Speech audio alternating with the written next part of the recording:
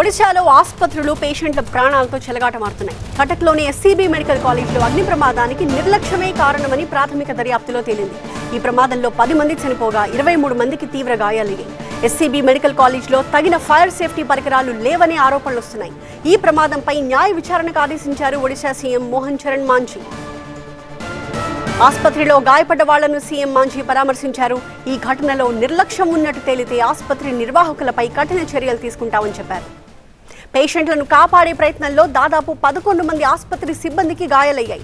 Short circuit వల్ల మంటలు చెలరేగినట్టు గుర్తించారు. తీవ్ర అనారోగ్యంతో బాధపడుతున్న పేషెంట్లు చికిత్స పొందుతున్న హాస్పిటల్లోని ట్రామా కేర్ విభాగం ఐసీయూలో ఈ మంటలు చెలరేగాయని అధికారులు చెప్పారు. తెల్లవారుజామున 2:30-3 మధ్య మంటలు చెలరేగాయని తెలిపారు. ఈ విషయంపై విచారణ జరిపి వెంటనే తనకు నివేదిక అందించాలంటూ అగ్నిమాపక శాఖ డీజీని సీఎం మాంఝీ ఆదేశించారు. మా ప్రతినిధి గోపీకృష్ణ మరిన్ని అప్డేట్స్ అందిస్తారు. గోపీకృష్ణ, ప్రధానంగా ఆసుపత్రి నిర్లక్ష్యం ఏ స్థాయిలో ఉంది అన్నది ప్రాథమికంగా ఒక అంచనాకు వచ్చారా?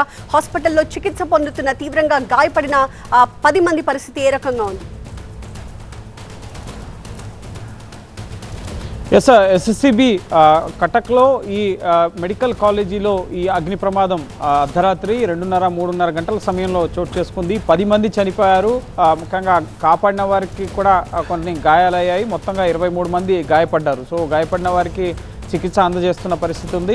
ప్రధానంగా నిర్లక్ష్యం ఇక్కడ ఇటు ఈ ప్రమాదానికి కారణంగా తెలుస్తోంది. ఇటు ఏసీ ముఖ్యంగా ఫైర్ సేఫ్టీకి సంబంధించిన పరికరాలు లేవని చెప్పి గుర్తించారు. ముఖ్యంగా ఐసీయూలో ట్రామా కేర్ సెంటర్లో ఈ ప్రమాదం చోటు చేసుకుంది. సో అనేక వార్డులకు కూడా ఈ మంటలు వ్యాప్తి చెందడంతో ఇంకా ముందస్తుగానే అక్కడ సిబ్బంది, అక్కడున్న స్థానికులు, పేషెంట్లకు సంబంధించిన అటెండెన్స్ వీరంతా కూడా స్పందించి వారిని వేరే వార్డులకు తీసుకెళ్లారు. అక్కడికక్కడే ముఖ్యంగా ఈ స్మోక్ రావడం, మంటలు చెలరేగడంతో అక్కడికక్కడే 6 వరకు చనిపోయారు. మిగతా 4 కూడా షిఫ్ట్ చేస్తున్న సమయంలో వాళ్ళు ఊపిరాడక చనిపోయిన పరిస్థితి ఉంది. సో అక్కడ ఫైర్ సేఫ్టీకి సంబంధించిన ఎక్విప్మెంట్స్ లేకపోవడం ఒక ప్రధాన, ముఖ్యంగా మంటలు ఆర్పేందుకు ఫైర్ సిబ్బంది వచ్చి ముఖ్యంగా మంటలు ఆర్పేంత వరకు కూడా సమయం పట్టిన పరిస్థితి.